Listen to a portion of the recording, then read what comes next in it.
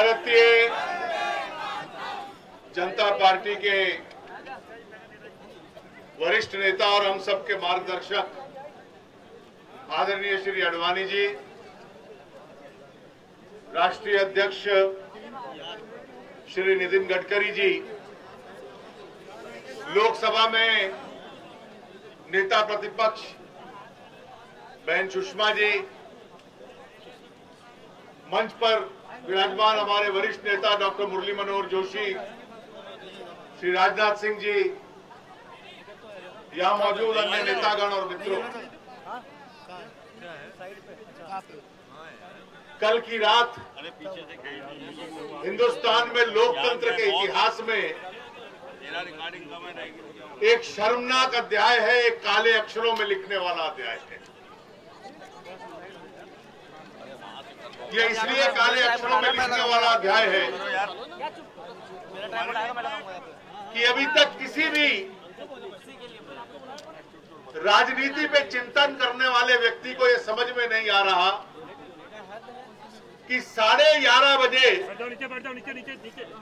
सरकार बाबा रामदेव को एक पत्र भेजती है। निश्चित रूप से जब 11:30 बजे बाबा रामदेव को पत्र मिलता है तो कुछ समय उनको चाहिए होता है उसके विचार विमर्श करने का और उसमें अपनी प्रतिक्रिया लेने का। ये वो वक्त था जब उस पंडाल में रामलीला मैदान पर भजन कीर्तन हो रहे थे, अधिकतर लोग वहां सो रहे थे और स्वाभाविक था कि सरकार के उस पत्र का उत्तर आज सुबह बाबा रामदेव दे सकते थे, उसके सुझाव को स्वीकार कर सकते थे या अस्वीकार कर सकते थे। लेकिन ठीक 1.5 घंटे में वहां अनेकों कंपनियां दिल्ली पुलिस की, सीआरपीएफ की, रैपिड एक्शन फोर्स की पहुंच जाती है, टीयर गैस चलाने लग पड़ती है, लाठीचार्ज चलाने लग पड़ती है, बहुत अधिक मात्रा में लोगों को चोट आती है। 2-3 घंटे जैसे वहां पर जंग हो रही हो ऐसी परिस्थिति है। वहां पंडाल के एक हिस्से को आग लगा दी जाती है और बाबा रामदेव को वहां उठाकर एक स्थान पे ले जाया जाता है और दिल्ली से उनको बाहर निकाल दिया जाता है, जिसको कानून की भाषा में कहते हैं तड़ी पार कर दिया जाता है। ये तड़ी पार करना जो समाज में आपराधिक तत्व होते हैं, जिला प्रशासन उनके खिलाफ प्रयोग करता है। लेकिन ये पहली सरकार है यूपीए की जो एक धार्मिक नेता पर, राजनीतिक नेताओं पर इस कानून का प्रयोग कर रही है। सुषमा जी और मैं अनुराग ठाकुर के साथ जब जम्मू पहुंचे थे तो हम लोगों को भी जो आदेश दिया था वो यही था कि जम्मू कश्मीर की सीमा से आपको तड़ी पार कर दिया जाता है। आखिर कारण क्या है? आज से 4 दिन पहले जब बाबा दिल्ली आए तो इस मंत्री परिषद में सबसे वरिष्ठ मंत्री हैं श्री प्रणब मुखर्जी। उनके नेतृत्व में 4 वरिष्ठ मंत्री एयरपोर्ट को उनको स्वागत करने चले जाते हैं। हास्यास्पद मजाक होता है कि इतना बड़ा स्वागत तो सरकार ने जब बराक ओबामा आए थे अमेरिका के राष्ट्रपति, उनको भी नहीं दिया था कि 4 मंत्री उनके स्वागत के लिए चले जाएं। उनके स्वागत के लिए मंत्री जाते हैं, घंटों घंटे उनसे बातचीत करते हैं। अगले दिन केंद्रीय सरकार के कई मंत्री उनसे बातचीत करते हैं, पत्राचार करते हैं और जब तक उनको लगता था कि बाबा उनकी बातचीत में फंस जाएंगे तब तक वो उनकी प्रशंसा करते हैं और एकाएक उनको लगता है कि उनके इस जाल में बाबा नहीं फंसने वाले। और याद रखिए, जब बाबा उनसे बात कर रहे थे तो बाबा से पूर्व आंदोलन करने वाले श्री अन्ना हजारे बार बार टेलीविजन पर आकर कह रहे थे कि कि ये इतनी धूर्त सरकार है कि इसकी बातों में मत आना, ये केवल धोखा देना जानती है और कोई तरीका इस सरकार को नहीं पता। वो चेतावनी दे रहे थे और अचानक ये परिस्थिति आती है कि आप बाबा को पत्र देते हो, पत्र के ऊपर अपनी टिप्पणी देने का समय भी नहीं देते और रात के 1 बजे ये एक प्रकार से आक्रमण रामलीला मैदान के ऊपर बोल दिया जाता है। बुनियादी सवाल ये है कि क्या इस देश के अंदर लोकतंत्र की यह परिस्थिति कर दी गई है कि आपको खुलकर विरोध करने का, अपनी आवाज उठाने का हक नहीं रहा। यह आवश्यक नहीं है कि सरकार उनसे सहमत हो या असहमत हो, लेकिन बाबा के जो विचार हैं, जो भ्रष्टाचार विरोधी विचार हैं, उनको अपनी बात कहने का पूरा अधिकार है और भारतीय जनता पार्टी उनके इस अधिकार के लिए अंतिम क्षण तक लड़ती रहेगी। ये हमारी पार्टी ने ऐलान किया। आज परिस्थिति क्या है? आज परिस्थिति क्या है और इस सरकार का चरित्र क्या है? अभी रविशंकर जी जिक्र कर रहे थे कि दिल्ली के अंदर कुछ महीने पहले कश्मीर के अलगाववादी नेता सैयद अली शाह गिलानी आए थे। केवल अकेले नहीं थे, देश का विभाजन करने वाले विभिन्न संगठनों की उन्होंने एक बैठक ली। इस देश को तोड़ने वाले कई नेता यहां पर आ गए। हम लोग चिल्ला चिल्ला कर अपने राष्ट्रवादी विचार रखते रहे कि इनको इस सभा करने से रोको।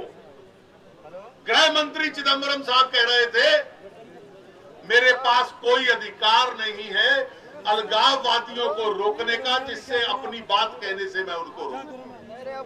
अलगाववादियों पे मुकदमा नहीं चला, लेकिन कुछ नौजवान साथी उनका विरोध करने गए थे, उनके ऊपर मुकदमा चल गया।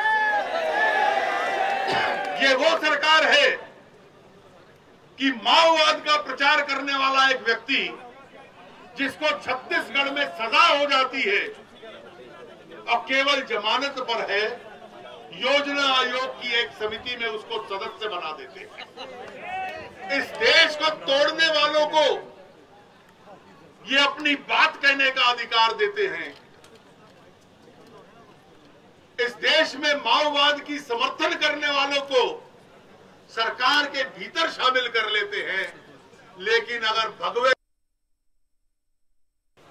एक सन्यासी अपनी बात कहना चाहता है और वो भी भ्रष्टाचार के खिलाफ, तो इसको बात कहने का अधिकार नहीं है।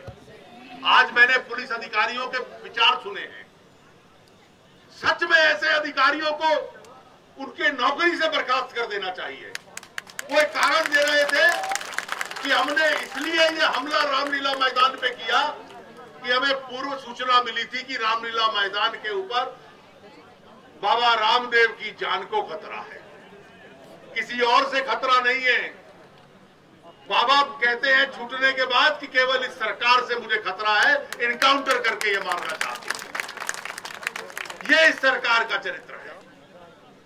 और भारतीय जनता पार्टी आज देश भर के अंदर जो विरोध का स्वर उठा रही है, वो इसलिए उठा रही है कि बाबा रामदेव के आंदोलन की उस भावना के साथ भी हम सहमत हैं, जो भ्रष्टाचार विरोधी आंदोलन है। इस देश का भ्रष्टाचार चरम सीमा से आगे बढ़ चुका है। दुनिया के अंदर एक बहुत प्रसिद्ध पत्रिका निकलती है अंग्रेजी की, जिसको कहते हैं टाइम मैगजीन। टाइम मैगजीन ने 2 सप्ताह पहले एक लेख लिखा कि हाल में पिछले 30-40 वर्षों में जितने स्कैंडल और स्कैम हुए हैं, उसमें सबसे खराब 10 स्कैम दुनिया में कौन से हैं। पिछले सत्र में प्रधानमंत्री जी ने मुझे कहा था राज्यसभा में कि दुनिया के अखबार देखो, पत्रिकाएं देखो, मेरी कितनी प्रशंसा करते हैं। मैं तब से उनको ढूंढने में लगा था। मुझे कहीं प्रशंसा तो मिली नहीं, लेकिन 2 सप्ताह पहले की टाइम मैगजीन मिल गई। उन्होंने कहा रोग्स गैलरी, बदमाशों की जो गैलरी है, जिन्होंने सबसे बड़े भ्रष्टाचार के कांड किए हैं, उसकी सूची फोटो के साथ दी हुई थी। नंबर 1 पे जिसको स्वर्ण पदक मिलता है वो सबसे प्रसिद्ध अमेरिका का स्कैंडल था वाटरगेट का, और वाटरगेट कांड के साथ रिचर्ड निक्सन की फोटो थी। और दूसरे नंबर का था 2G स्पेक्ट्रम का घोटाला, जिसमें साथ में ए राजा की फोटो थी। इस सरकार का यह योगदान है कि पूरी दुनिया इनके भ्रष्टाचार के संबंध में यह मानती है कि किसी और क्षेत्र में इन्होंने इस देश को प्रसिद्धि दिलवाई हो या ना हो, लेकिन रोग्स गैलरी में सबसे बड़े स्कैंडल और स्कैम्स की सूची में इस देश को दूसरे स्थान पर दुनिया में पहुंचा दिया, और वो भी वाटरगेट जैसे कांड के बाद दूसरे स्थान पर। ये इस सरकार का चरित्र है। इसलिए ये कारण है कि कभी अन्ना हजारे आते हैं, कभी बाबा रामदेव आते हैं और सड़कों के ऊपर आंदोलन करते हैं, जनता टूट के उनके समर्थन में पड़ती है।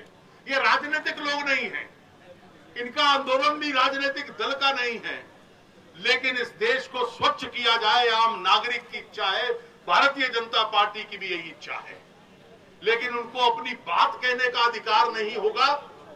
ये पहली बार इस देश के अंदर हम लोगों ने देखा है, और इसीलिए भारतीय जनता पार्टी इस विरोध को आरंभ कर रही है पूरे देश के अंदर, बाबा रामदेव और उनके साथियों को उस स्वर को दिलाने के लिए जो कल रात 1 बजे रामलीला मैदान में उनसे छीन लिया गया। आप सब इतनी बड़ी संख्या में यहाँ आए हो, आप सबका बहुत बहुत धन्यवाद।